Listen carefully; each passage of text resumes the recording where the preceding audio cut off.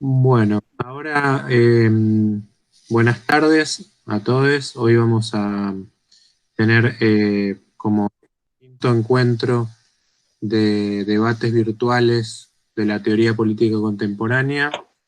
La presentación va a estar a cargo de la doctora Luciana Álvarez, que nos va a hablar de la problemática politicidad de lo jurídico eh, acerca de la penalidad actual, algo así, recuerdo.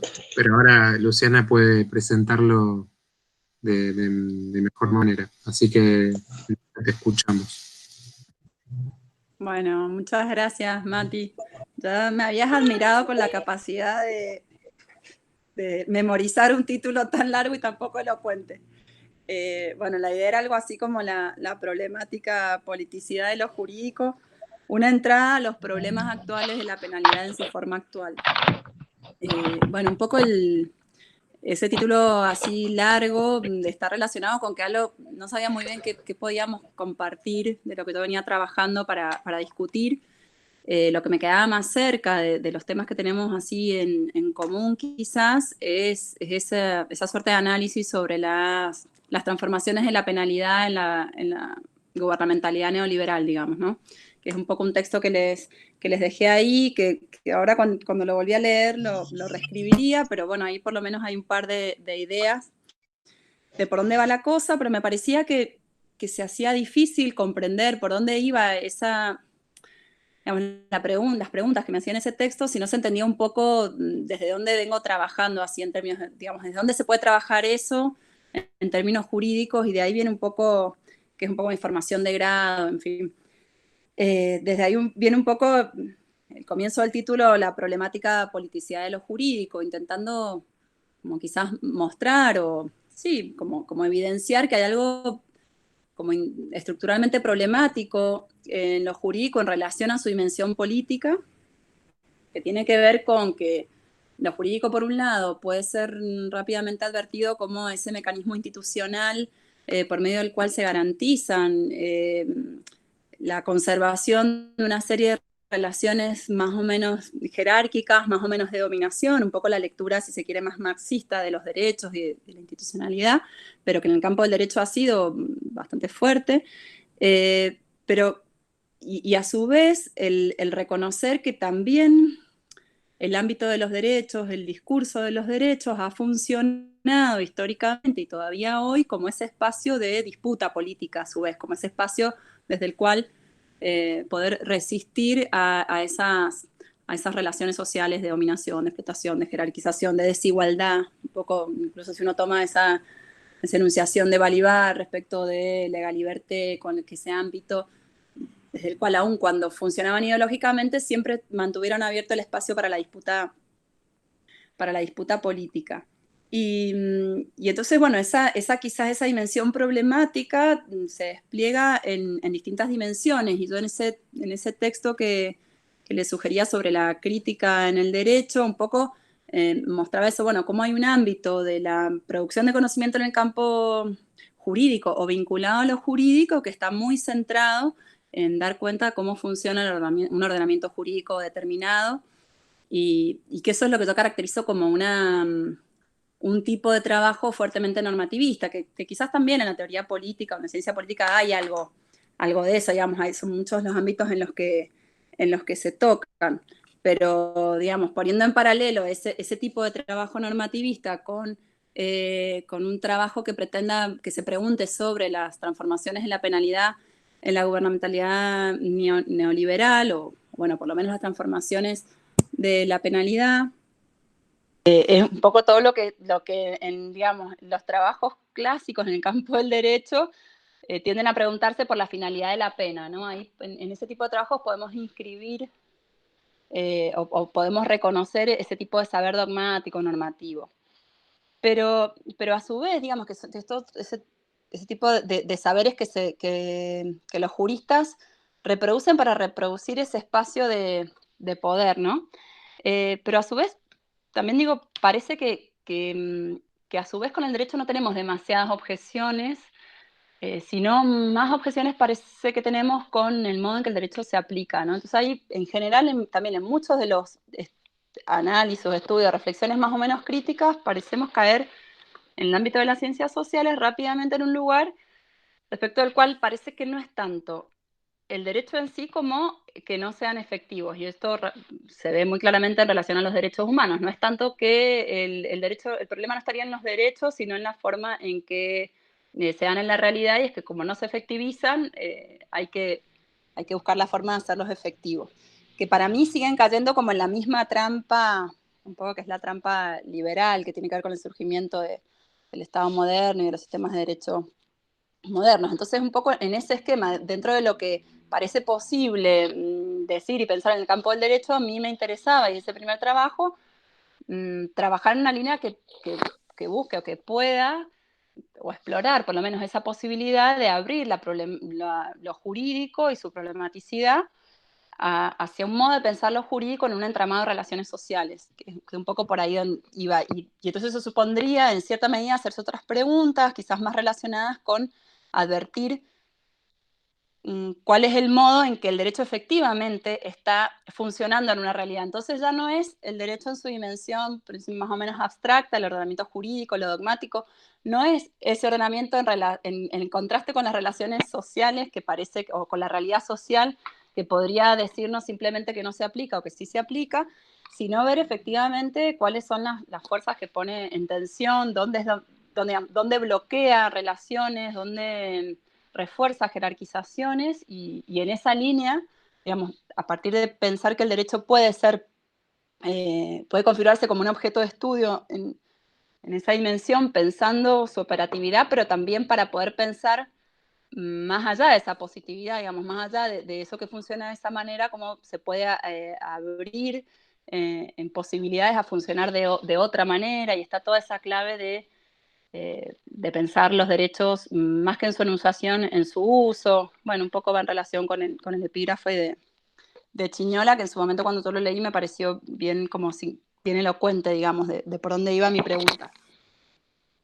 Y entonces esto, digamos, desde este lugar preguntarse por lo que por lo menos en criminología o en el campo del derecho penal se conoce como giro punitivo, supondría hacerse como algunas preguntas más o menos específicas, y que también están en relación con, en todo caso, como con otras interpretaciones que se han hecho del fenómeno o de la posibilidad de correlacionar el giro punitivo como una tendencia actual, digo, de los últimos 25 años, por lo menos, o 30 años, en el campo de la criminalidad, o el tipo de, digamos, de las modalidades en que el castigo penal cobra forma en nuestras realidades, y el desarrollo, el despliegue de la racionalidad económico-política neoliberal. O sea, han habido una serie de interpretaciones con las que yo intentaba, que a mí no me satisfacían, ahí después podemos ver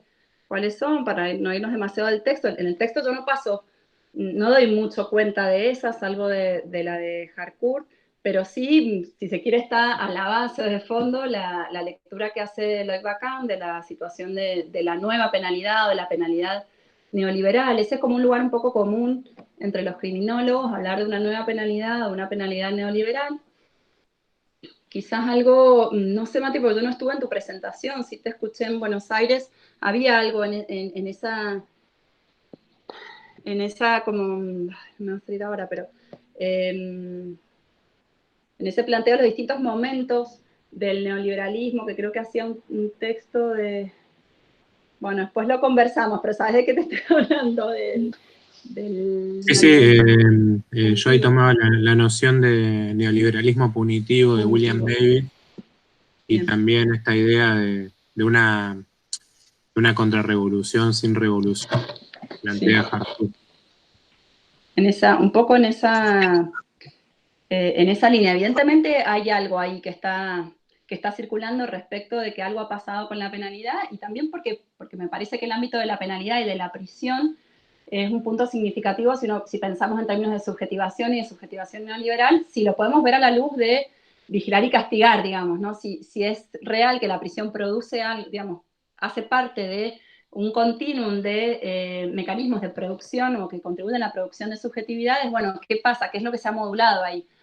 Y bueno, la opción Bacan, de Eloy Bacan fue decir, bueno, en realidad nunca la prisión produjo nada en términos de subjetividad, porque no es productiva, entonces impugnar la tesis de Foucault y entonces sostener simplemente que la prisión es un depósito, que es una de las grandes líneas, en todo caso interpretativas, la idea de prisión depósito, o de gobierno de la excedencia, un poco lo de George, que yo creo que a Emi le preguntaba la otra vez que exponía.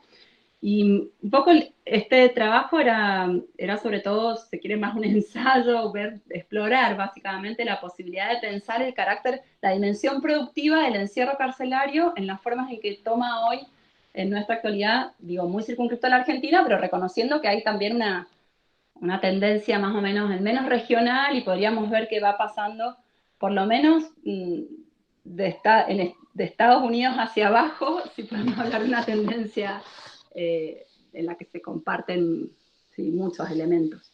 Después habría que ver, ya después es mucho más matizado en Europa, y ya después hay, bueno, digamos, de otras regiones, otras realidades que no sé tanto.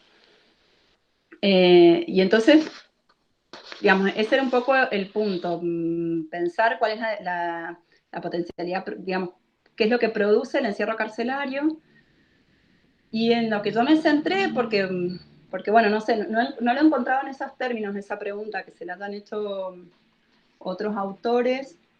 La dirección sí, algunos elementos que podrían, qué sé yo, que estar, quizás no en la misma línea, pero sí con los que podríamos compartir o no algunos elementos. Pero en todo caso, lo que yo encontré, o a mí me fue como, me rindió pensar, podríamos decir, es pensar la penalidad en el marco de las transformaciones que supuso o que supone digamos, el programa neoliberal o la racionalidad económico-política neoliberal en cuanto a la transformación de las relaciones Estado-individuo, digamos. Creo que eso es en todo caso, de los aportes significativos de la línea Foucault en adelante, que no se trata de pensar esa retirada del Estado, sino cómo el Estado se ha reconfigurado en esta racionalidad neoliberal. Y entonces, yo ya venía trabajando, digamos, antes de trabajar esta cuestión de la penalidad, lo que había estado trabajando era la cuestión de la judicialización de la política como un elemento significativo de esa modulación o reconfiguración de la relación Estado-individuo. Digamos, si nos preguntamos cómo el Estado se reconfigura, cómo interviene en esas relaciones que se asumen entre libres, o donde prima la libertad, qué rol tiene el Estado, y entonces aparece muy fuerte la cuestión de la judicialización. Aparece en términos teóricos, pero también se da a nivel, digamos, de rastreo empírico. Yo no he hecho trabajo empírico, pero sí me he valido de bastante trabajo empírico que por lo menos hay en Argentina, respecto de cómo ha operado la judicialización de la política, y hay como, digamos, mucho consenso respecto de que desde fines de los 80, comienzos de los 90, hay un proceso en el que se amplía, se reconfigura. A mí no me gusta tanto hablar de judicialización de la política, pero sí de reconfiguración del rol político de los tribunales, que empiezan a tener un rol activo en cuanto a la satisfacción o garantía de derechos humanos individuales, pero asumiendo también, podríamos decir, no solo facultades, tareas que estaban, en todo caso, o que están previstas constitucionalmente para otros ámbitos. Y eso tuvo que ver con toda una, digo, para no verlo linealmente, eso ha tenido que ver, por un lado, sí, con el movimiento de derechos humanos en la Argentina, con el juicio de las juntas, con una reconfiguración de lo que representa el derecho para los ciudadanos, para los militantes políticos, para los perseguidos políticos de la dictadura, pero también ahí convergieron digamos, otras líneas, podríamos decir, otras líneas de fuerza, y que ha habido todo un programa global bastante, podríamos decir, promovido, capitaneado por Estados Unidos para la reforma global de la justicia. En fin, hay una serie de programas de lo que se conoce como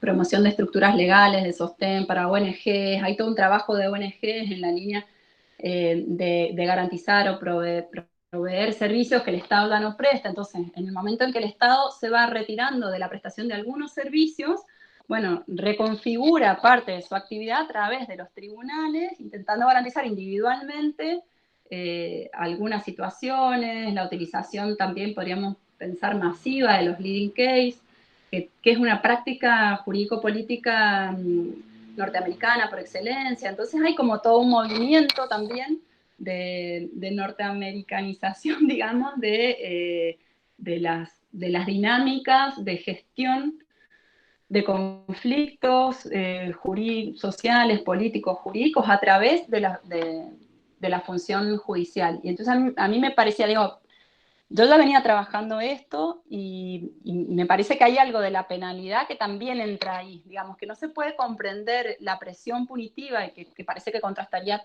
bastante, ¿no? Este estado penal o lo que algunos también, algunos norteamericanos, Garland, hablan del paso del estado social al estado penal, digamos, en un estado que la única respuesta que tiene es la respuesta penal. Pero esa respuesta penal quizás no se puede comprender si no se comprende la función del Poder Judicial digamos, en la racionalidad política neoliberal, ni la subjetividad empresarial. ¿Por qué? Porque la función que cumple el Estado penal, la función que cumple el Poder Judicial es la de garantizar las reglas de juego. Y las reglas de juego es lo único que el Estado en principio provee, porque los juegos los definen los propios participantes. Entonces el Estado lo único que va a garantizar no es el resultado de ese juego, sino que se han cumplido las reglas. Entonces, en alguna medida, eso trasladado, esa garantía de las reglas de juego, trasladado al ámbito de la justicia penal, y con lo que nos encontramos es que con el Estado la única respuesta que puede dar es el encierro para aquel que no se ha podido proveer de otros mecanismos de socialización, podríamos decir, o de satisfacción de todas sus necesidades. A mí, cuando yo me encontré con ese que a su vez es una cuestión que se ha vuelto tremendamente, o a mí se me ha vuelto tremendamente actual a la luz de lo que está sucediendo en estos días en Estados Unidos, que bueno, que si se quiere, ese es el espacio donde se empezó a hablar de encarcelamiento masivo, mass incarceration, finales de los 70. Muchas de las teorías, de las lecturas que se hicieron del proceso de encarcelamiento masivo en Estados Unidos estuvieron vinculadas con la derrota, podríamos decir, del Black Power y cómo lo penal aparece como backlash, ¿no? Como contraofensiva de la conservadora frente a toda esa situación de ampliación que había significado la ampliación de derechos, pero digo, aparecía, creo que en ese texto está una cita, eso es de un artículo periodístico de Obama, en la que con muchísima claridad, pero bueno, a mí me terminó pareciendo bastante cínico, él dice, bueno, en realidad no hay mucha diferencia porque no hay un problema antropológico entre quien está preso, el delincuente, y quien no está preso, sino que el problema es simplemente haber contado o no con las estructuras de sostén. Eso quiere decir con educación, vivienda, salud. Y entonces pareciera que frente a ese sujeto que está presionado o que se ha visto empujado a diseñar su plan de vida y hacerse responsable por ese plan de vida, la única respuesta que tenemos es la respuesta judicial, y en el campo de lo que supone el incumplimiento o la violación de leyes penales, la única respuesta es el encierro. Entonces yo creo que hay algo del orden. Digamos, por supuesto que esto también parece interesante señalarlo, porque discute con Bacán, por supuesto que la cárcel, si se quiere, en la sociedad industrial no producía trabajadores, pero sí, en todo caso, reforzaba un tipo de subjetividad, digamos, y operaba a ese nivel, y Foucault mismo lo dice, no produce trabajadores. Bueno, de ningún modo se trata de pensar o de sostener que el encierro carcelario hoy produce empresarios de sí, pero es un correlato del sujeto empresarial en esa dirección. Y en ese sentido me parece que sí puede pensarse en su productividad. Si no pensamos la productividad en términos lineales, pensando que quien está encarcelado iba a terminar siendo un trabajador asalariado, más allá en todo caso de las teorías de la resocialización que nunca ni siquiera se cumplieron y se sospechaba de su eficacia aún en los tiempos en que se estaban aplicando. Pero bueno, un poco va por ahí, no sé si fui muy clara porque había muchas cosas, y ni sé tampoco cómo estoy de tiempo, pero me parece que iba un poco por ahí la apuesta o la posibilidad de pensar eso. Entonces, una vez que uno piensa, porque digo, también lo que sucede, volviendo a lugares del cual a mí me interesaba hacerme algunas preguntas, si seguimos pensando que la cárcel tiene que resocializar, que parece que está todo bien dentro del armado dogmático del derecho, vemos que en realidad lo que no hay en la cárcel son recursos indispensables para garantizar esa resocialización. Pero hay un problema ahí, porque la cárcel no resocializa, no va a resocializar, nunca lo pretendió hacer, y ahora lo que refuerza es otra cuestión, digamos, está cumpliendo otra función. Si no podemos advertir cuál es la función que cumple, difícilmente podamos trabajar en ella. Digo, y también pensando cómo, esto retomando lo que propusimos discutir nosotras en el eje del año pasado respecto de cómo, qué lugar sigue ocupando el castigo penal en nuestros futuros, en nuestros proyectos de futuro, pensando concretamente en muchas reivindicaciones jurídico-políticas que siguen reproduciendo la salida vía castigo penal de una solución a un conflicto que nos aparece como improcesable, no sé, o de muy difícil. Digo, pienso en el feminismo, pero también pienso en muchas otras situaciones en las que nos encontramos reproduciendo el castigo penal como forma de resolución de un conflicto de base fuerte. Bueno, iba un poco por ahí. No sé si se entendió, ustedes me irán contando.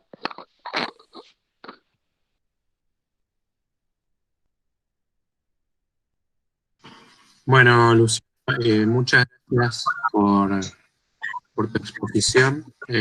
A mí en particular me genera, digamos, también por ignorancia de muchas cuestiones, eh, como que me parece que también como que se habrían, como tendría preguntas más de fondo, preguntas más aclaratorias, no sé si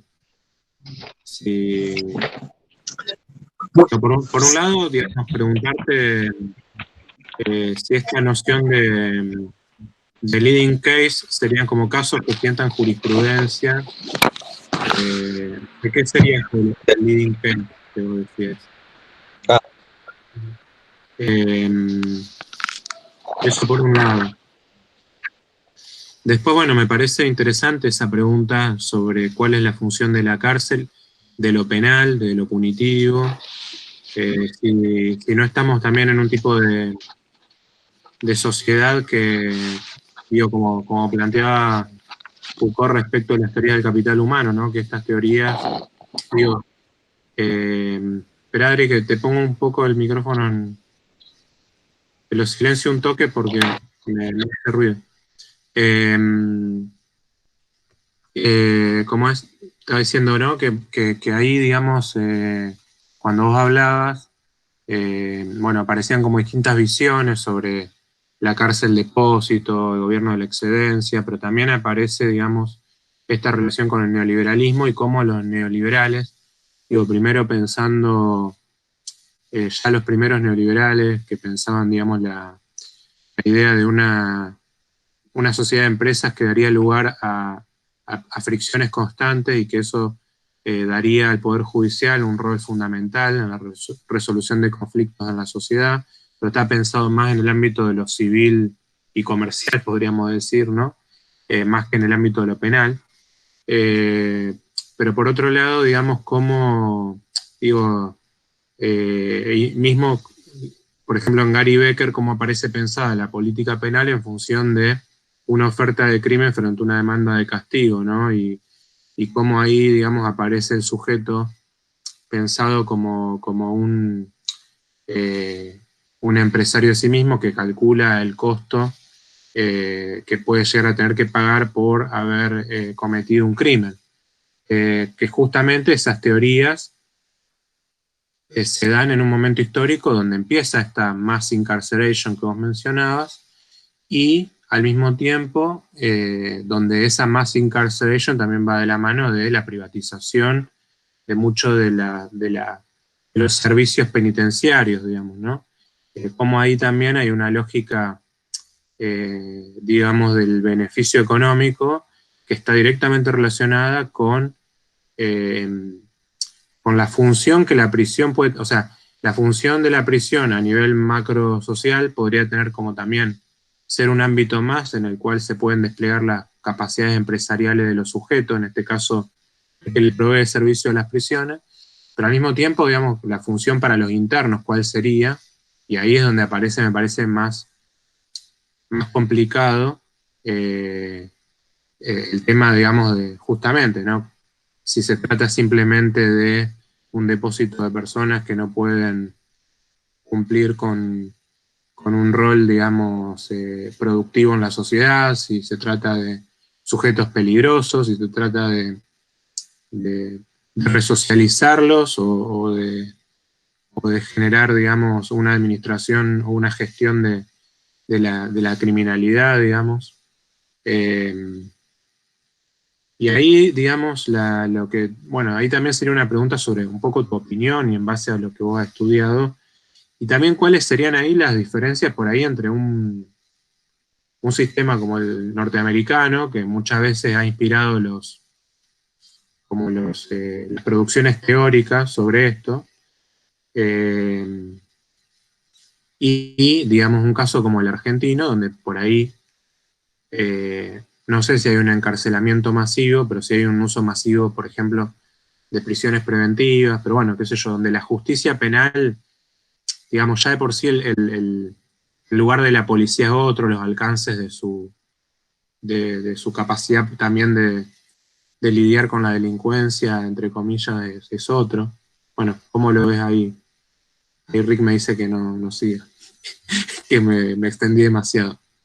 Perdón. Bueno, como somos pocos, voy respondiendo a uno, ¿no? ¿Parece? Dale.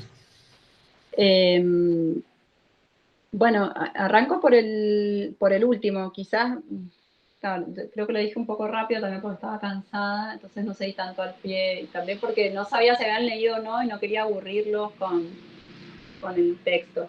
Pero sí, en el texto hay una caracterización y que también hay consenso respecto de esa caracterización de un aumento de la presión punitiva en Argentina o de la penalidad en Argentina que en los últimos 25 años.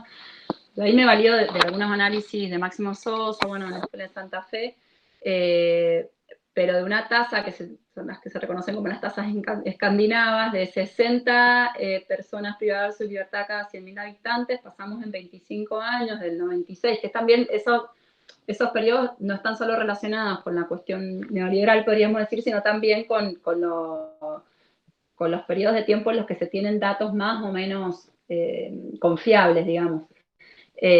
Pero se ha duplicado 2,5 veces, digamos, pasamos una tasa de 60 a 230, creo que esto lo tendría que revisar, pero en la última versión del texto se los pasé, era correcto.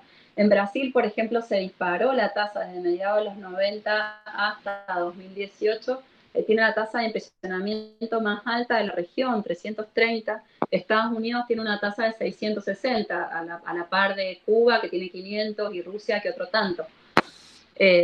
Digamos, eso aparece como bien interesante, porque tenés dos modelos, si se quiere, de gobierno bien dispares y con tasas altísimas de encierro por razones muy, muy diversas.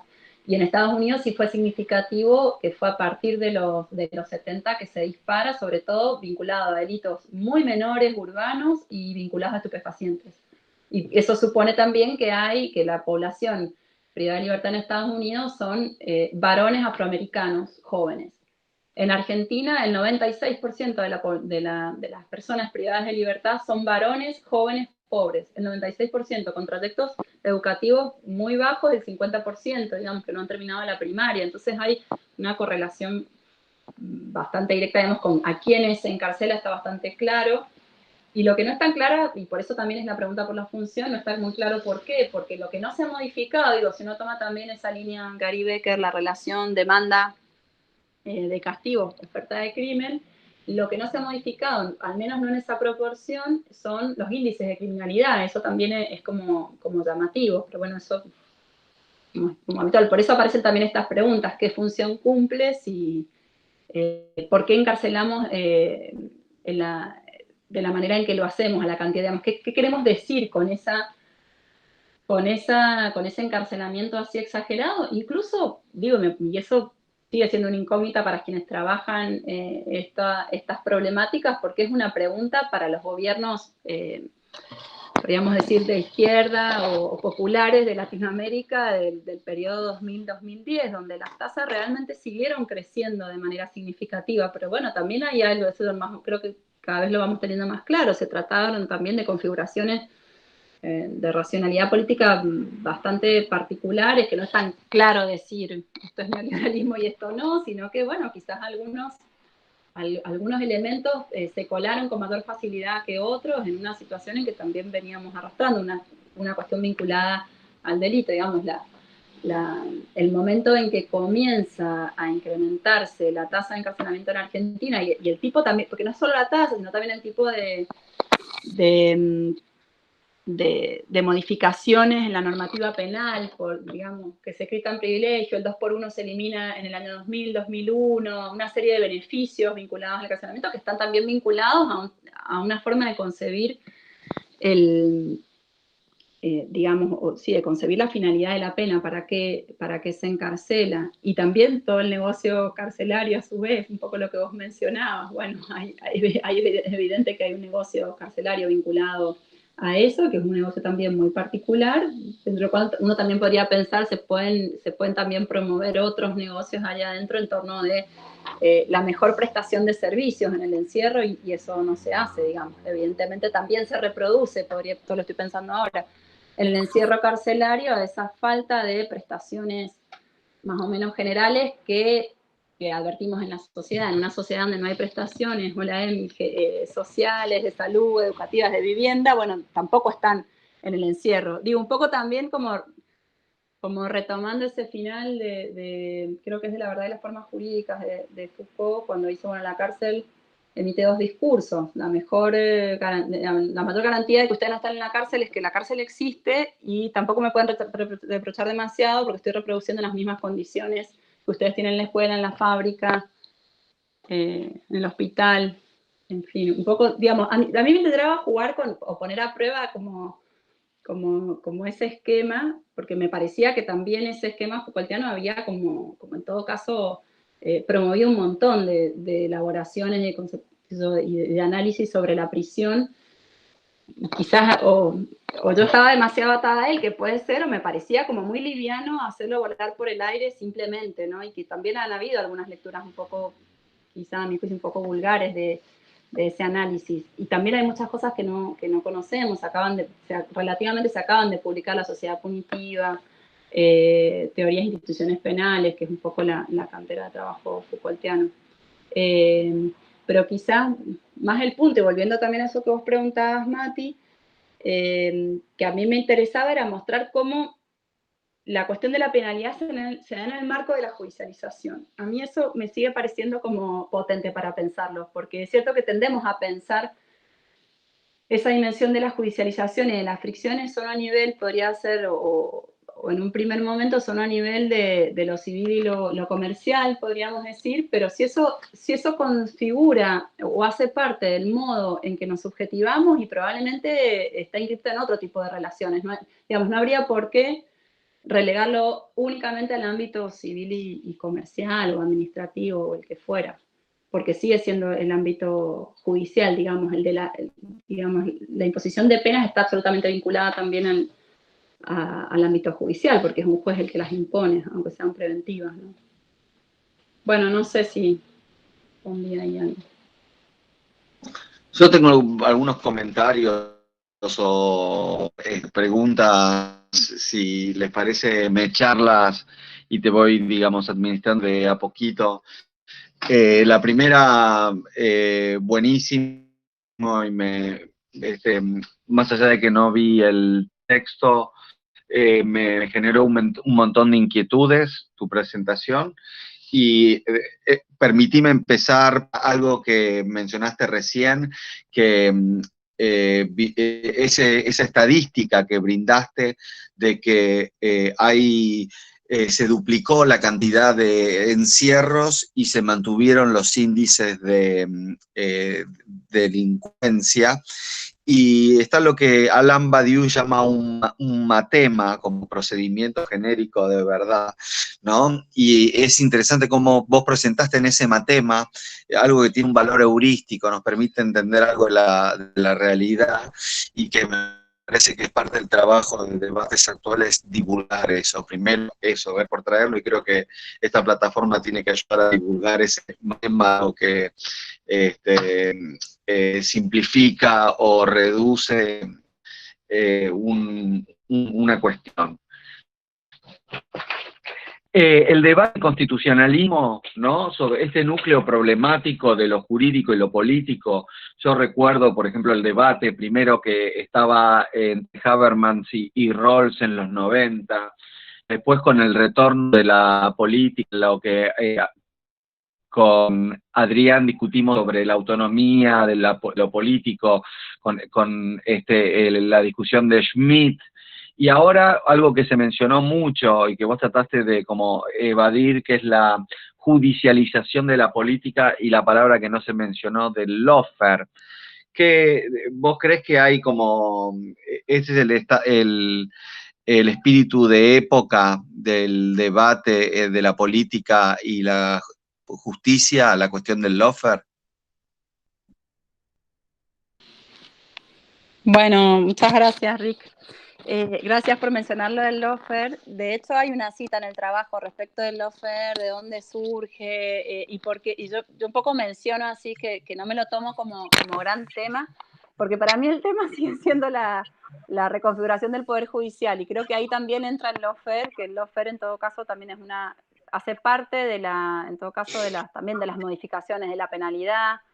La persecución a enemigos políticos por causas penales, también, qué sé yo, no recuerdo de qué año es, pero es un texto de Jonathan Simon, que es uno de los que primero empecé a escribir sobre la nueva penología o penalidad, que se llama Gobernar a través del delito, y tiene un capitulito reservado a cómo a través de las denuncias penales por corrupción se persigue o se pretende neutralizar a los enemigos, a los contendientes políticos, ¿no? Como que hay algo de eso ahí. Yo lo sigo viendo, me parece interesante igual porque es potente, porque circula y porque en todo caso tiene capacidad de convocar sentido, pero a mí me sigue pareciendo que es más potente, o sea, o que en todo caso hace parte de la judicialización, del rol que va adquiriendo el Poder Judicial, o la centralidad que va adquiriendo el Poder Judicial en las disputas políticas. Me parece que ahí hay algo dentro de lo cual entra el lawfare. Fantástico.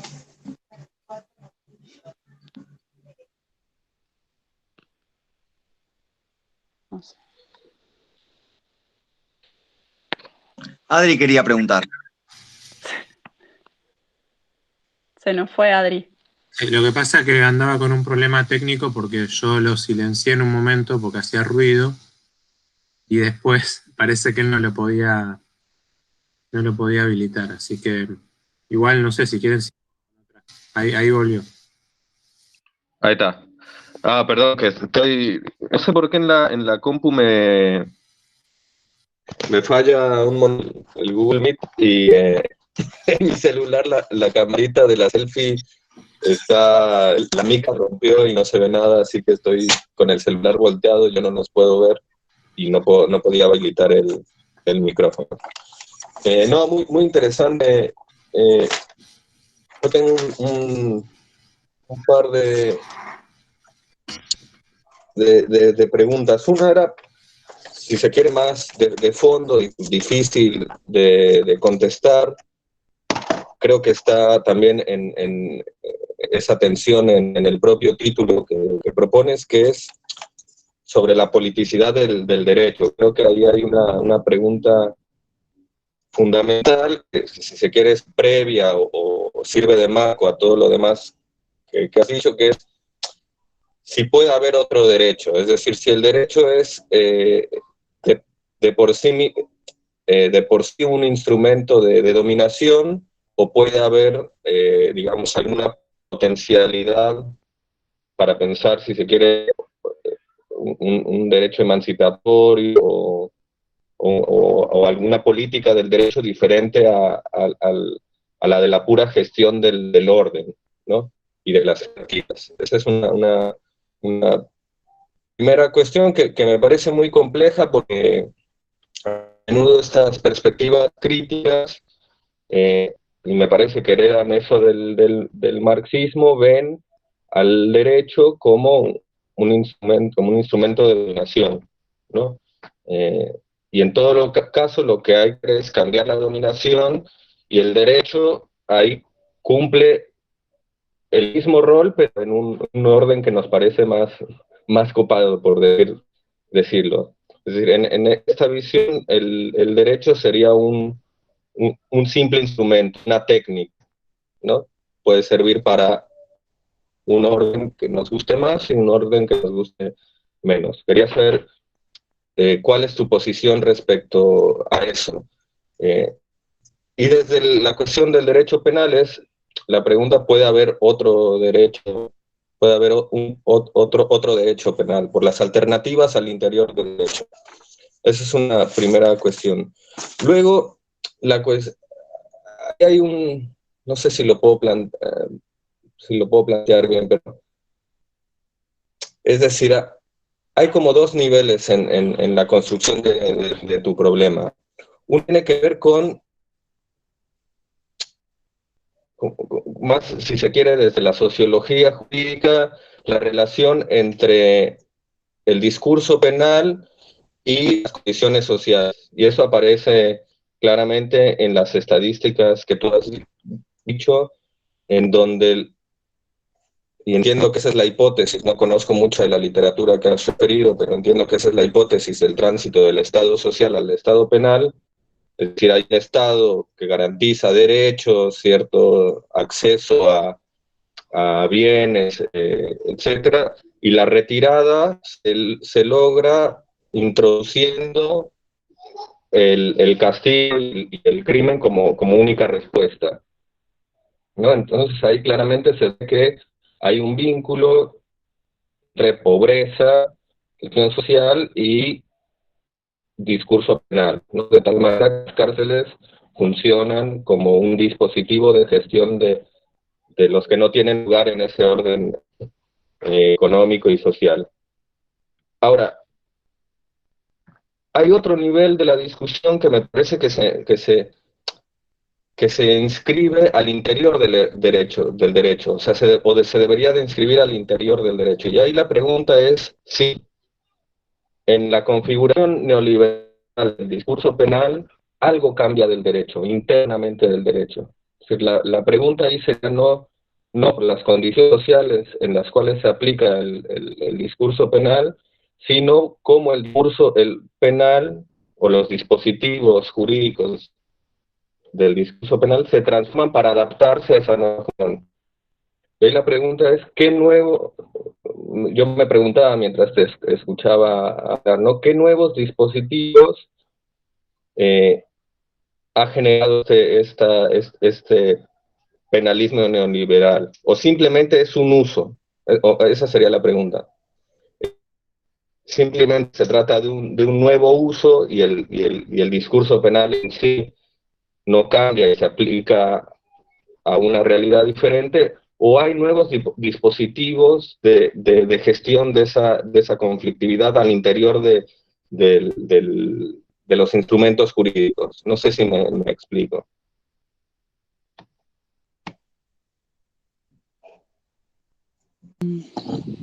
Bueno, gracias, Adri.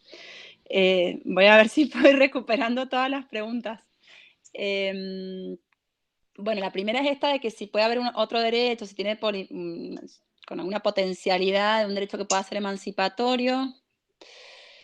A mí ya me cuesta mucho pensar en esos términos, y creo que el camino, entonces, vos por ahí decías, bueno, el derecho se reduce más bien a una y no sé, quizás estoy más cerca. ¿No se escucha? Se escucha, bueno, yo te escucho. Claro. Estoy más cerca de contestar que sí, porque en realidad tiendo más a pensar que lo jurídico ya no se puede, o sea, intento traducirlo porque estas son cosas que me han llevado como mucho tiempo y estoy como un poco encerrada dentro de ellas. Podríamos decir, tradicionalmente el derecho ha tendido a identificarse con lo que es justo, ¿no? Con algún estándar de corrección moral o de justicia, que eso se ha ido modificando. Hay una identificación, una cristalización de valores que se dan y que se inscriben en el derecho. Se dan a nivel social, podríamos decir, y que se inscriben en el derecho. Eso por lo menos de las perspectivas críticas, pero el derecho ya no vale por sí, porque cuando uno presta atención al modo en que funciona en la realidad, no importa si es más justo, menos justo, si cristaliza o no determinado valor, cuestión que es muy difícil de zanjar y que no se zanja pienso en una resolución judicial o en una discusión legislativa o en cualquier aplicación que hagamos del derecho, sino que en todo caso va como teniendo el valor, podríamos decir, que los agentes le dan en una confrontación social, de poder política determinada. Entonces, en ese sentido, me parece que estoy más cerca de considerar la polivalencia táctica de lo jurídico que otra cosa. O sea, me cuesta mucho reconocer en lo jurídico una cuestión de orden valorativa, porque de hecho, quizás porque tengo demasiado cerca la realidad de lo jurídico, digamos, porque soy abogada, pero también porque he trabajado durante mucho tiempo vinculada a organizaciones sociales, organizaciones de campesinos, y un poco la tarea que mejor nos ha salido es la que ha ido de la mano de esas estrategias, de cómo hacer jugar incluso principios absolutamente liberales, por ejemplo, de la protección de la libertad en un caso de desalojo o un habeas corpus preventivo. Y eso puede funcionar en ese caso y en otro caso funciona otra cosa. Pero eso no tiene que ver ni con la propiedad en sí, ni con la humanidad, sino con un juego estratégico que es muy singular y que vale en cada caso. Entonces yo pensaría que hay más posibilidad que de un derecho emancipatorio, de un uso emancipatorio de esas herramientas que tengamos disponibles y que pueda proveer el derecho, mientras sea el derecho una herramienta, digamos, podría también ser otra. Y de hecho, qué sé yo, también en nuestra actualidad estamos demasiado atravesados en el campo político, quizás, o en el campo de disputas políticas, por el discurso de los derechos. Pero durante mucho tiempo, una cantidad de reivindicaciones no se tramitaban jurídicamente. Digo, incluso para el movimiento de derechos humanos, la tesis de doctorado una amiga muy querida que estuvo trabajando de manera muy exploratoria y muy elemental cómo fue el paso en el movimiento de derechos humanos en la Argentina de las reivindicaciones políticas del mismo, digamos, de madres del movimiento de derechos humanos a las reivindicaciones jurídicas. Y eso se dio en un momento en el que también la judicialización empezó a incidir y la necesidad de establecer litigios estratégicos, que eso, Mati, no te lo contesté, fue a un paréntesis lo que más o menos cómo funciona el leading case, pero en algún punto hay un primado, podríamos decir, del discurso del discurso de los derechos, de la lengua de los derechos para tramitar disputas políticas. Y me parece que estaría bueno recuperar el potencial político de las disputas políticas, porque estamos cediendo mucho en el camino a corporaciones que ya sabemos que son monárquicas, digamos, como que en un punto es un retroceso tremendo en términos políticos. Y se nos vendió y la compramos y la armamos como una gran conquista, la de poder judicializar nuestros derechos y tener jueces que estén dispuestos a garantizarlos. Y no sé, habría que verlo, pero está bueno por lo menos mirarlo críticamente, ¿no? Es un poco en relación a la cuestión del derecho emancipatorio.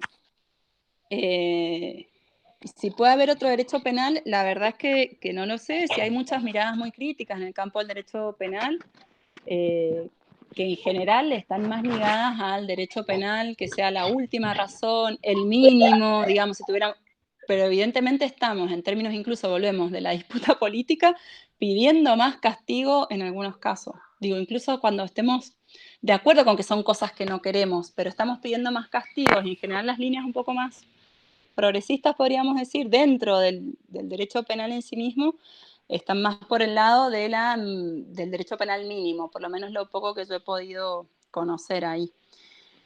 Y en relación a esto que vos decías de esos dos niveles, a ver si lo recupero. Bien, que sí, ya me acuerdo. Quizás el último lo tengo más claro, de cuáles son las transformaciones en el campo de la penalidad, digamos, estrictamente o internas al derecho y no tanto las transformaciones sociales en el marco de las cuales el derecho es utilizado en una u otra dirección. Yo creo que se dan ambas cosas, que es realmente se da una relación, podríamos decir, de inmanencia entre esas estructuras institucionales y las relaciones sociales. Y sí, de todos modos, digamos, sí han habido transformaciones o sí se han inscrito algunas de esas relaciones de fuerza, han supuesto transformaciones a nivel de lo jurídico. En el texto yo por lo menos pude rescatar para Argentina, retomando incluso otros trabajos, no son desarrollos que haya hecho yo, algunas leyes, una serie de transformaciones que implicaron el endurecimiento de las condiciones de detención, es decir, que no haya, ¿cómo se llama? Me va a salir ahora, pero beneficios en el caso para las personas privadas de su libertad, que no haya salidas transitorias, que no hayan regímenes que se van eliminando o de achicamiento, de acortamiento de la pena por el transcurso del tiempo, un 2x1, una serie de medidas que se fueron eliminando y después directamente el endurecimiento de la pena para algunos casos específicos, o sea, los más llamativos, el uso de armas de fuego en casos de delitos contra la propiedad y los delitos sexuales. En general han sido esas las reformas en Argentina que han supuesto, digamos, transformaciones así a nivel de lo jurídico estrictamente, que se han endurecido penas, que se han quitado beneficios. Y en términos de lo sociológico que vos mencionabas, la mayor utilización de la prisión como recurso, digamos, quizás por las mismas situaciones antes no se llegaba a condena privativa de la libertad, se demoraba más el acceso a la prisión, se demoraba más porque había canales intermedios y también porque los jueces no condenaban a prisión tanto como ahora, en que, digamos, más rápidamente, más livianamente se condena a prisión. Entonces eso para mí es como muy difícil. Yo la verdad es que las prácticas judiciales las veo como muy cerca de lo interno del derecho, porque como funciona el derecho, los precedentes judiciales forman parte de su, digamos, de su discurso, aun cuando suponen una dimensión sociológica. Pero me cuesta ver esos dos niveles separados, y quizá eso tiene que ver con lo del comienzo, digamos. A mí me cuesta ver que hay un discurso del derecho y que luego hay su aplicación o no su aplicación. Me parece que ahí hay una trampa en seguir manteniendo esos dos niveles separados. Creo que el derecho funciona y opera discursivamente como lo hace el discurso, y entonces su no efectividad, podríamos decir, dice mucho de lo que el derecho es. A mí me cuesta creer o sostener, bueno, que no se cumplen los derechos humanos es un problema sociológico. Creo que es un problema también jurídico y da cuenta de cuál es la función que están cumpliendo esos tratados de derechos humanos en nuestra realidad normativa, digamos. Me parece que ahí hay mucha más potencialidad para comprender cómo funciona. Si no, seguimos reproduciendo el esquema liberal. Y me parece que no nos rinde, no sé. No sé, Adri, si lo último te lo contesté bien. O si me puedes repreguntar.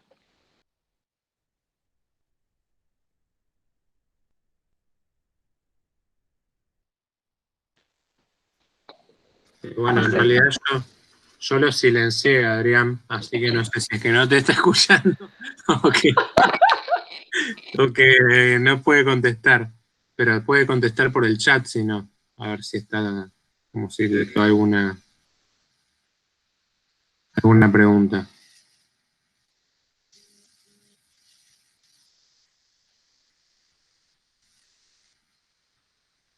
Emi, ¿tenés algo para contar o algo que preguntar?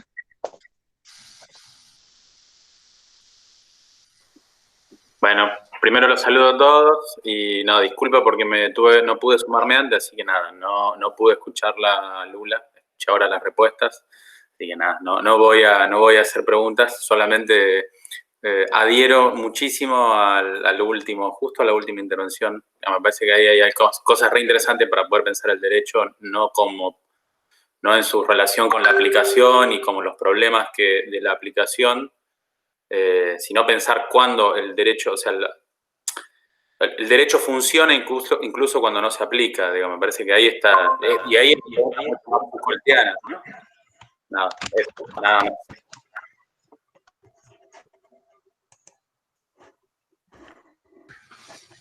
Bueno, Adrián, ahí podés hablar ahora, dale, decí lo tuyo. Ahí volví. No, que sí, que sí, que me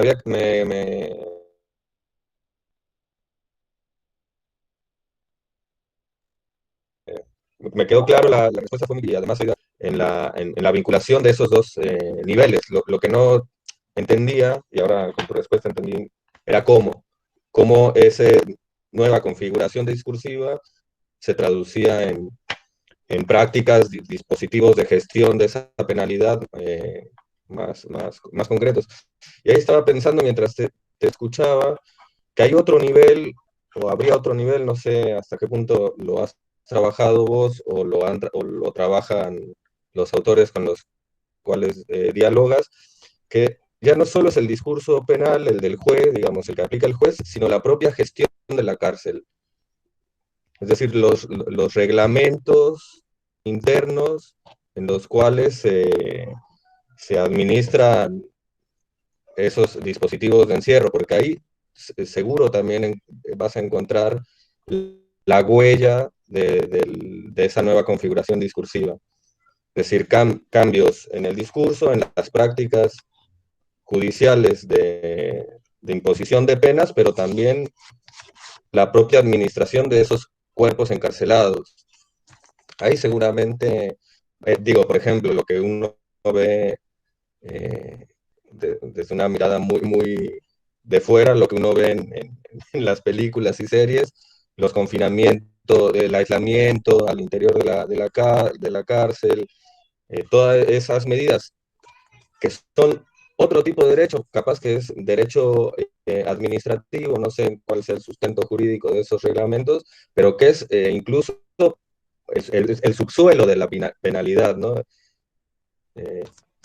Nada, justamente la pregunta por las prácticas está muy buena, de cómo han cambiado las prácticas.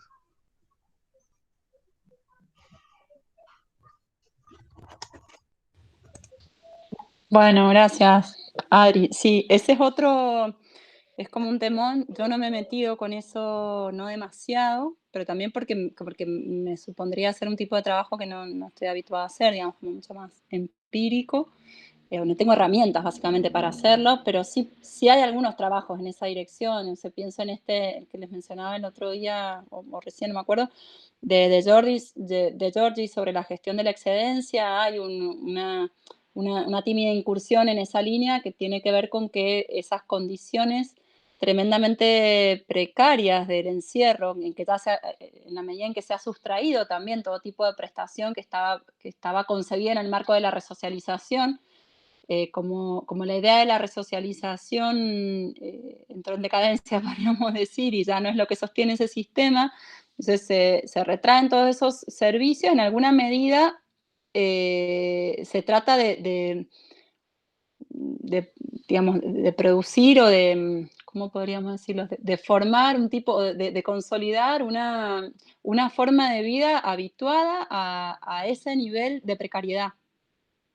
Entonces, hay algo ahí de la gestión de la excedencia y la precariedad, de la subjetivación precaria que tendería a reproducirse ahí. Entonces, hay algunos trabajos, incluso hechos acá, yo no recuerdo ahora los autores, en algún momento los vi, pero que tenían que ver con esto, con que el encierro carcelario reproduciría el nivel de desamparo, podríamos decir, social que hay fuera del encierro, de manera como sucede con la cárcel, ¿no? De manera como más exacerbada, podríamos decir. La cuestión del confinamiento, yo no sé cómo funciona tanto acá. Vos mencionabas en las películas el confinamiento, el solitary confinement, es una práctica muy de las prisiones norteamericanas y tiene su propia lógica. Yo no la tengo tan clara y no sé si sustento normativo en Argentina es casi nulo. Funciona simplemente como una punición, más allá de la punición, digamos, porque funcionan como medidas disciplinarias al interior de la pena, pero no están, digamos, de la prisión, pero no previstas como sanción, porque suponen torturas, en fin, en general cuando se dan de manera muy oculta y velada. En su momento, por lo menos previo al gobierno de Macri, hubo varios intentos de sanear algunas de esas instancias, por lo menos de investigarlas, pero no sé a dónde llegaron. Y no sé sobre el encierro, el confinamiento, no sé quiénes han trabajado acá en Argentina. Eso sí que lo desconozco. Pero es una punta interesante para reforzar un poco ahí el análisis. Una cosa que me interesaba, si me permitís, la paradoja del neoliberalismo, que es hablamos de la racionalidad, ¿no? De esta razón que funciona a través de la modulación, ¿no? La gubernamentalidad, estableciendo subjetividad en relación, bueno, al control. Sin embargo, es interesante que mencionás la paradoja del neoliberalismo, que, digamos, funciona con una lógica punitivista del encierro, y no solo del encierro carcelario, sino que el autoencierro, y en este caso de la cuarentena, ¿no? Digamos, ¿qué me puedes decir de esa paradoja de cómo funciona el neoliberalismo? No, Rick, me mataste. La verdad es que no tengo nada para decir del encierro en la cuarentena. Creo que todavía es demasiado contradictorio todo para atisbar a correlacionar el encierro carcelario, porque no sé si en el liberalismo, a ver, porque estoy forzándome a pensar. El encierro penal, el neoliberalismo cumple una función que no es reproducir los encierros, como podía ser la cárcel digamos, en vigilar y castigar, que era un modo de encierro que a su vez estaba a la par con otros modos de encierro. Para mí no pasa por el encierro de la prisión, sino por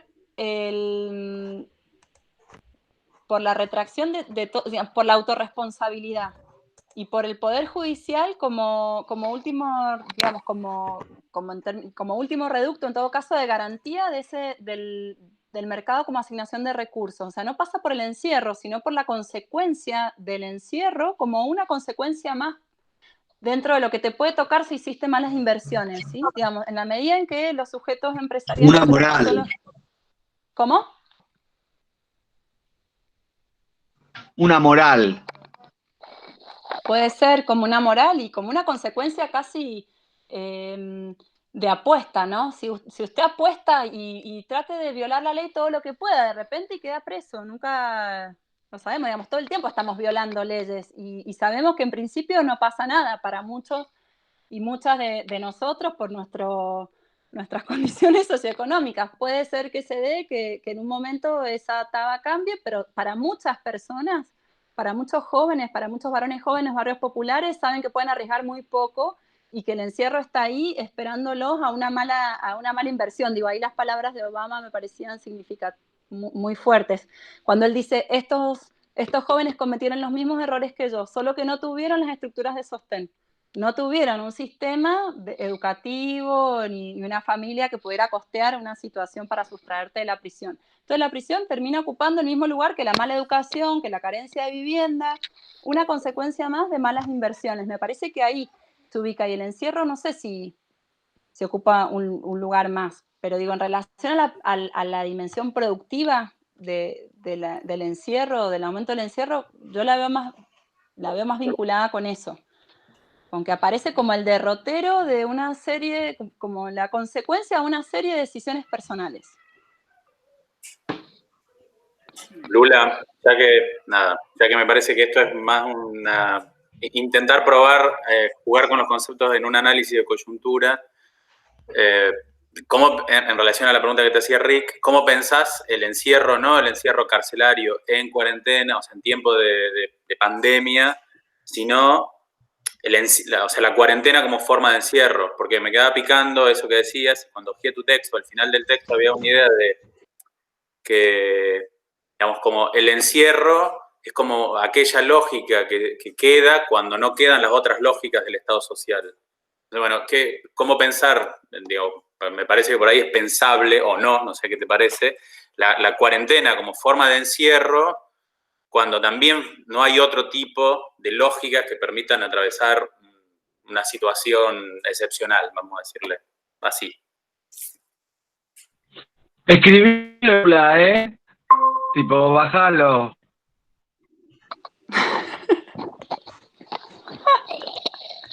no sé a dónde, pero la verdad es que no sé, me cuesta mucho ser excesivamente crítica con la cuarentena. Digo, poner la cuarentena al nivel del encierro penal no estaría dispuesta por muchísimas razones. Sin perjuicio de lo cual, me parece que, bueno, que tiene la cuestión del encierro, tiene una cantidad de cuestiones muy problemáticas. Si lo podemos sacar momentáneamente, digamos, de nuestra coyuntura.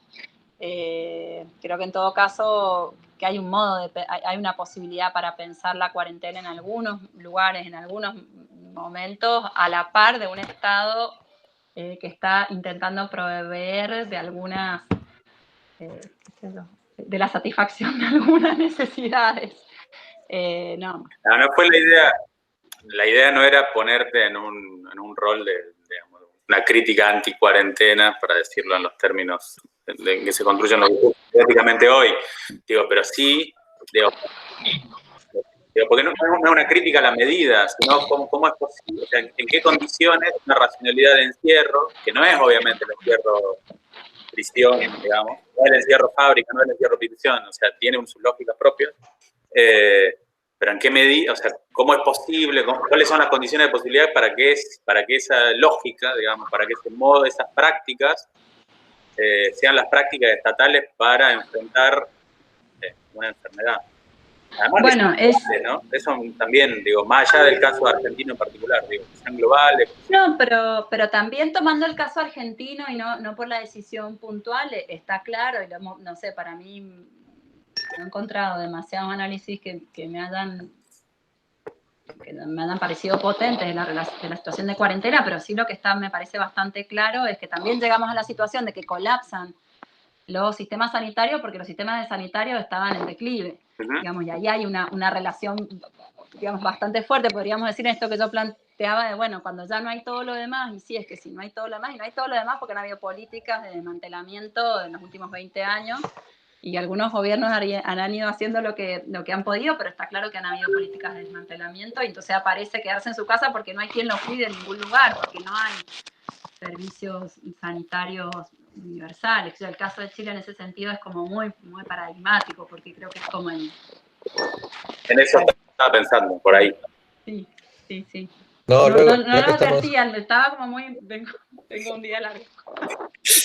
No, ya que estamos en estos temas ya más de coyuntura,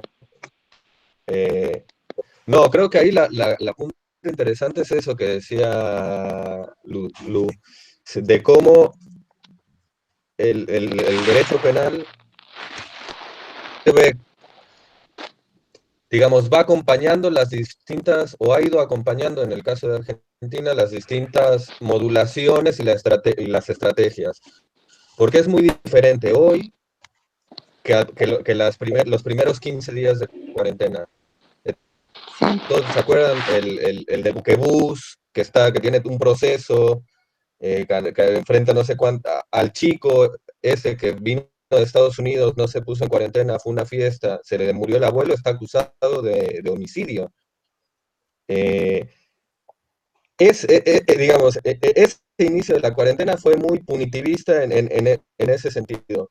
Y hoy, la verdad, que no sé, bueno, estamos en lugares diferentes, pero hoy hay una flexibilización, digamos, de hecho, en los hechos, digamos, antes no salías, y si salías tenías el miedo de que te viera una patrulla y te llevaba.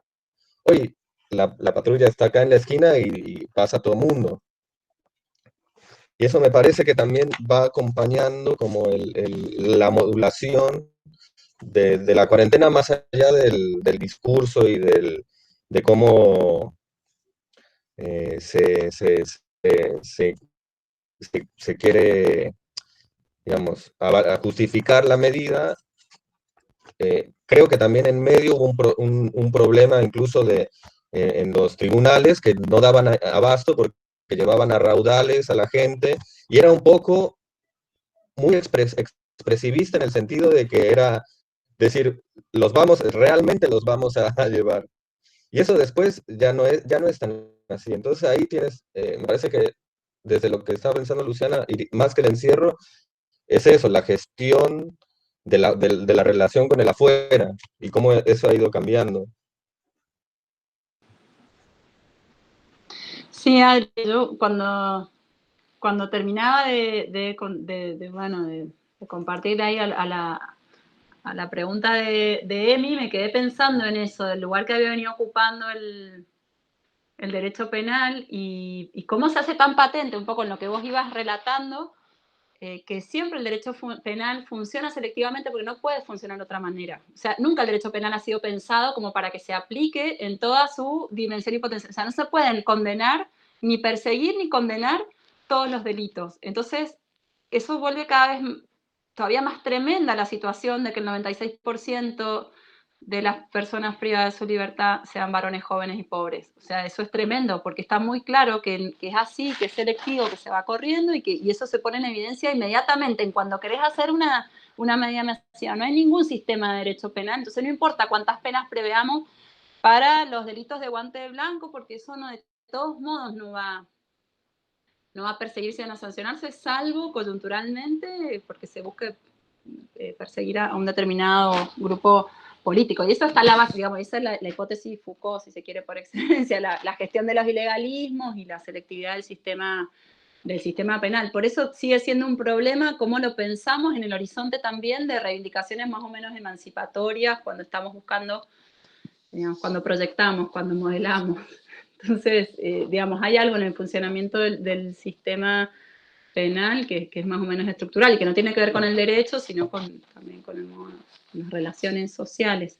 Pero eso sí fue como, y fue casi inmediato. Yo creo que entre un discurso de Alberto Fernández y el otro pasó de decir, vamos a ser muy duros a yo sé que si no es por consenso estas medidas no se pueden cumplir.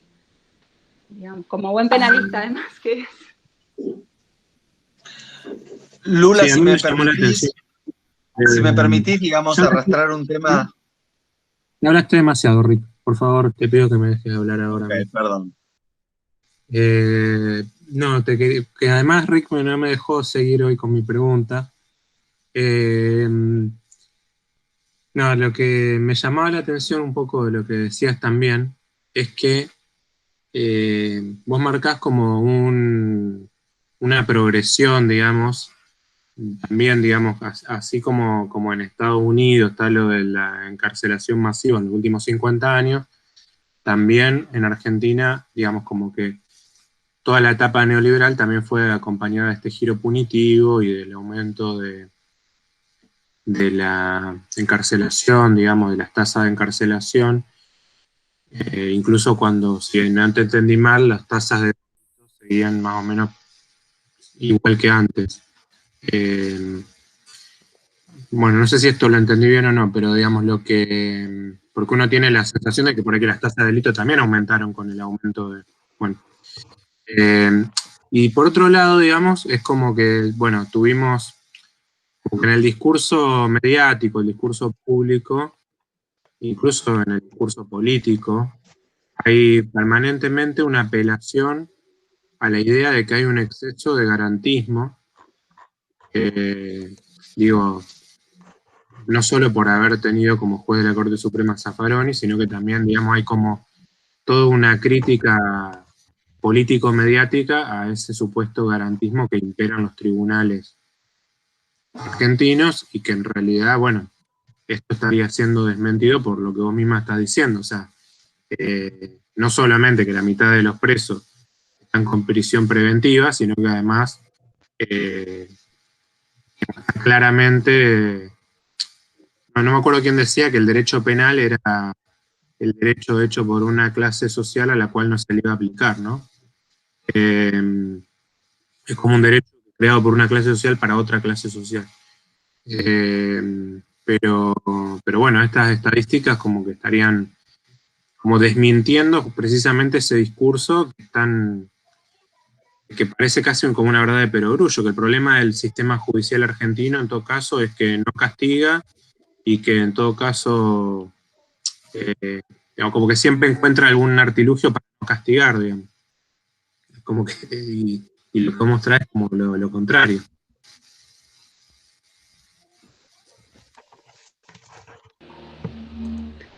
Bueno, quizás esa es una de las evidencias más choqueantes cuando uno se encuentra. Digo, yo no he trabajado durante mucho tiempo la problemática penal, digamos, fue llegando a mí por una tesista de maestría y también por estuvimos un tiempo en Berkeley, en la Universidad de Berkeley haciendo una estancia y nada, en general todos trabajaban estos temas, entonces las conversaciones iban por ahí.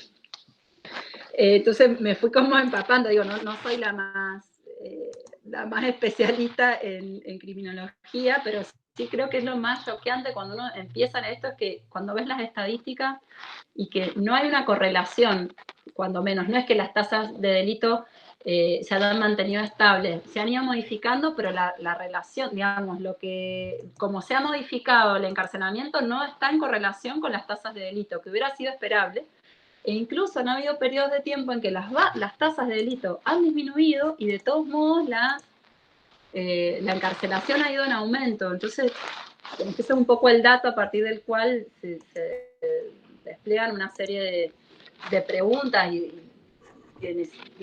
esto de decir, bueno, ¿y por qué entonces sucede que encarcelamos de la manera en que lo hacemos? Creo que es una pregunta súper potente. Y por supuesto que esta cuestión también del garantismo es un discurso muy potente, como el del curro de los derechos humanos, digamos, hay muchos de esos que circulan.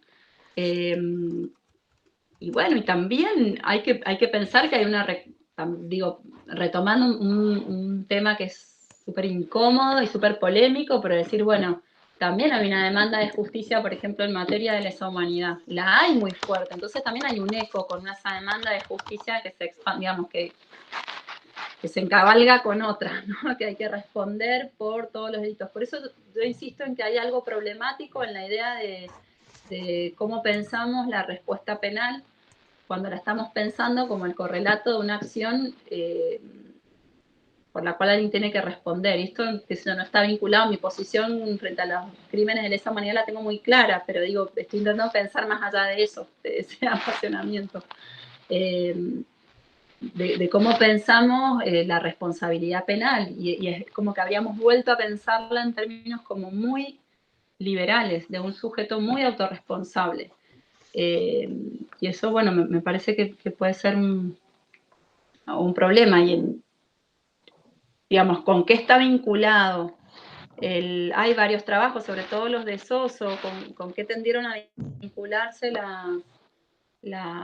como la demanda social de punitivismo en los años 90, con la mayor percepción. También eso tuvo que ver con algunas transformaciones a nivel del delito, un mayor delito callejero, con toda la problemática urbana, que eso, o por lo menos como se empezó a concebir y cómo empezó a haber una percepción más cercana a la ciudadanía del delito. La gente tenía la impresión de que te podía pasar en cualquier momento, que eso fue lo que se fue construyendo, pero que también tuvo que ver con una sensibilidad distinta, por el modo en que empezamos a circular quizás, o por transformaciones en los estilos de vida, en los modos de vida.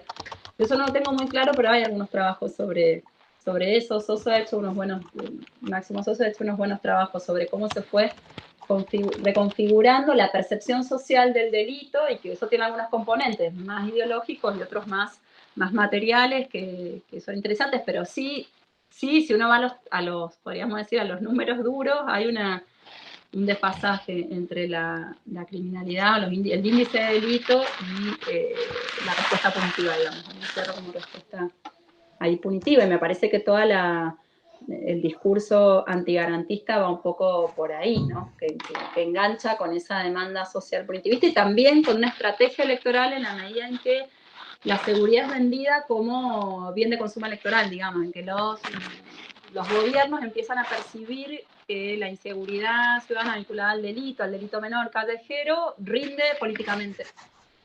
Y bueno, y ahí creo que hay algo interesante para pensar. Bueno, si me permitís, entonces, Lu, traer una discusión del último encuentro, esta cuestión del estado de excepción. Y si vos considerás que estamos en esta cuarentena, está estableciendo un estado de excepción, estamos viviendo en un estado de excepción.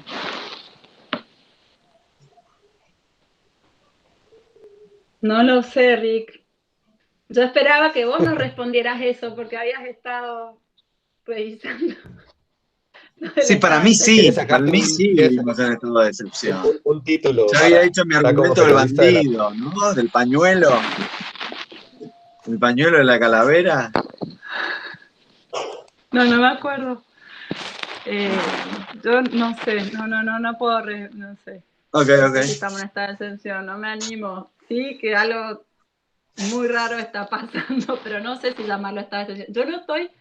Yo lo único que puedo confesar es que es confesar, porque sé que es muy políticamente incorrecto, que a pesar del desatino en términos generales, de la mirada a Agamben, creo que hay algo que en algo tiene razón, digamos, más allá del estado de excepción, en algo en relación a que me parece que hay algo potente en algunas cosas que dice en relación a algunas cuestiones que hemos asumido sin preguntarnos muy livianamente, y eso en términos, qué sé yo, quizás más globales o más humanos, si cabe la palabra, no tanto, bueno, o civilizatorio, no sé si tanto en Argentina, en la que, bueno, realmente hay que matizar una cantidad de cosas, pero digo, bueno, miércoles nos hemos asumido una cantidad de cosas que no parecía que íbamos a asumir, y qué sé yo, no sé, algo hay ahí, pero yo no tengo las herramientas para decir qué es.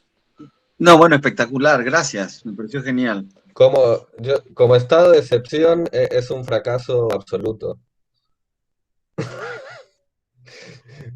5 libertarios con acné te hacen una manifestación, Ricky se arma un porro mientras pregunta, qué sé yo. Y me parece que, digamos, viendo lo que está pasando en Estados Unidos en este momento, estamos como mucho más, digo, Muy bien, quizás Mati.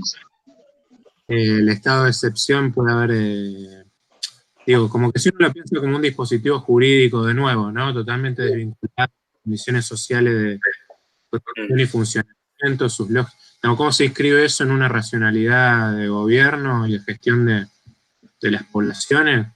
Es como, bueno, sí, uno puede decir que hay determinadas garantías o derechos, más que garantías, derechos constitucionales que están siendo suspendidos, ¿no? Y eso podría habilitar, si bien no se declaró ningún estado de excepción, o sea, no ha sido declarado, uno podría decir, bueno, en realidad hay un montón de cosas que a mí me asiste el derecho de hacer, que no las puedo hacer, y nadie me está explicando, digamos, es simplemente un decreto del Ejecutivo que me dice que no las puedo hacer, y eso, digamos, es de una arbitrariedad jurídica que puede ser efectivamente señalada y denunciada, pero por otro lado, digamos, eso supone ignorar todo el contexto en el cual eso tiene lugar. Digamos, cuando, por otro lado, en el país de la libertad, donde, digamos, no se quiso declarar una cuarentena, digamos, vemos lo que está pasando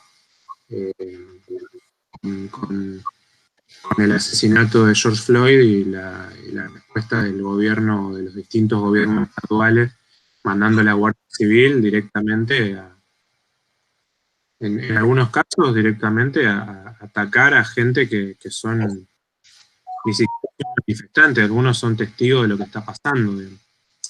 Igual si fueran manifestantes de la misma gravedad, digo, ¿no? Pero el derecho de manifestar se lo tienen.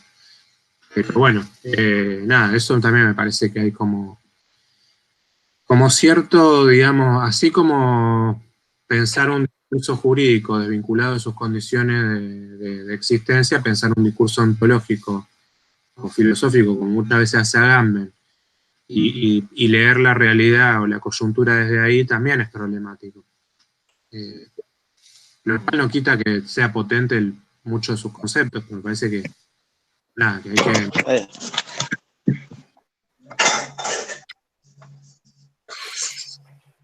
Sí, incluso me parece, digamos, quizá lo que evidencia... Voy a escribir lo que dijo Mati, ¿eh? Me parece que también, digamos, lo que evidencia hay mucho ruido. decía que lo que se evidencia de alguna forma también es que digamos que las cuarentenas o estos aislamientos sociales preventivos, obligatorios, como se llama en Argentina, que se aplicaron en muchísimos países y también en cada uno de esos países se aplicaron también con formas jurídicas distintas y con racionalidades políticas distintas también, creo. Pues me parece que eso también, hay como una idea de que es una única medida, es cierto que se parece mucho, pero también se declina de forma muy diferente. Pero, y sí, quizá la racionalidad, digamos, que gobierna esas medidas no sea una racionalidad jurídica. Y por eso tampoco es fácil pensarlo en términos de estado de excepción. En cambio, la situación actual de Estados Unidos claramente reacciona a un dispositivo jurídico mucho más clásico para intervenir, digamos, la libertad de movimiento, etcétera, ¿no? Me parece, y hay un bando, digamos, para decirlo agambenianamente. En las medidas estas de cuarentena tampoco es que haya un bando soberano, ¿no? O sea, está así el caso de los primeros sancionados, digamos, los primeros judicializados, pero no bajo digamos, los principios de un estado de excepción.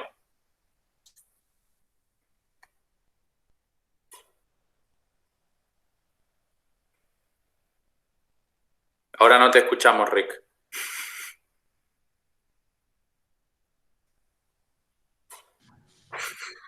Bueno, Lu, no sé si querés cerrar con esta presentación.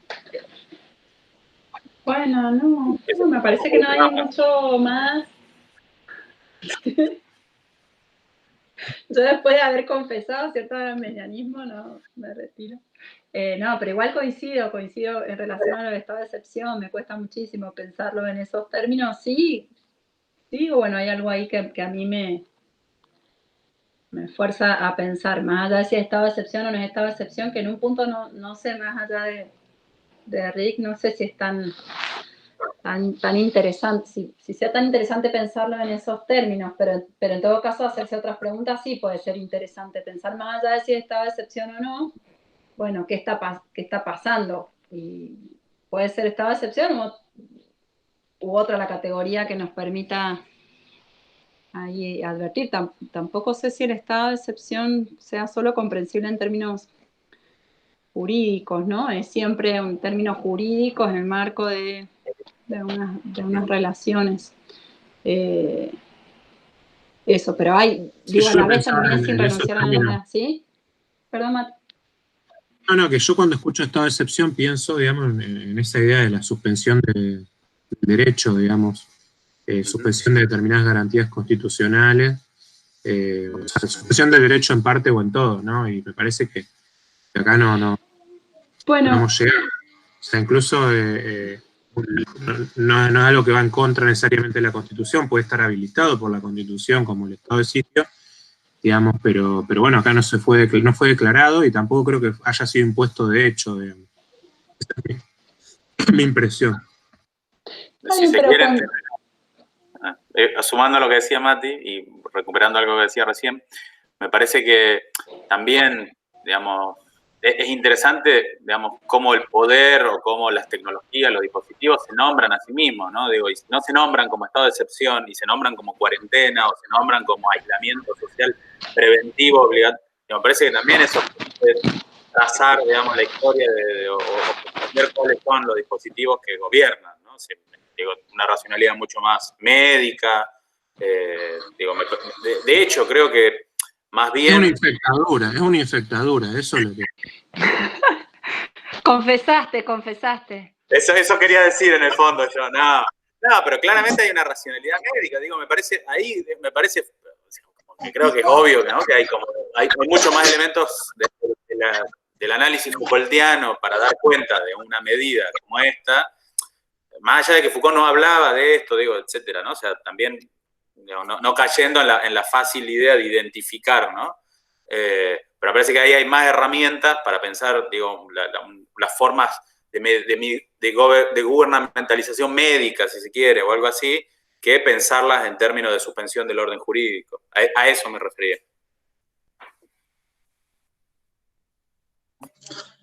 Una cosa sí, agregar en esta, algo que mencionamos la vez pasada, como que si estuviera en disputa un discurso higienista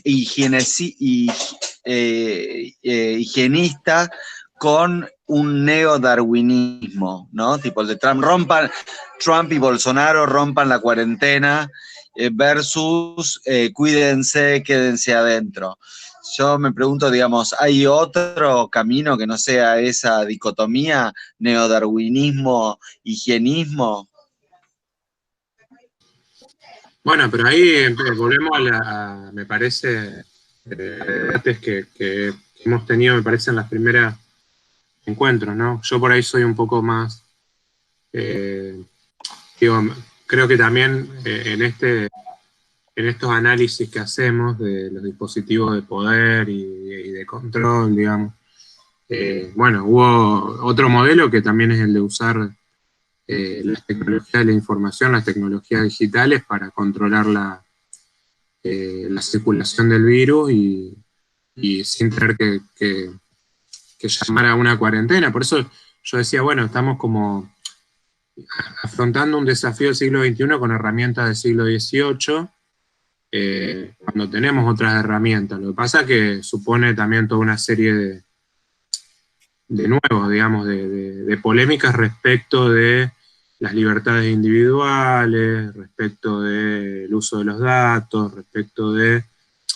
Y la paradoja de que además estamos como muy dispuestos a brindar todos esos datos de manera gratuita a las grandes corporaciones, pero cuando es el Estado el que quiere controlar una situación de salud pública mediante el uso de esas tecnologías, parece el fantasma del totalitarismo, ¿no?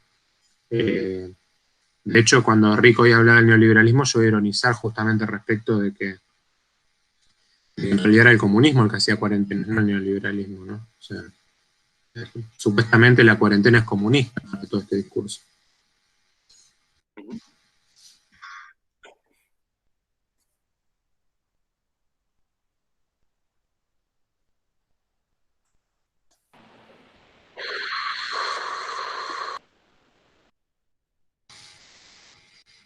Bueno, no sé, Mati, si querés cerrar.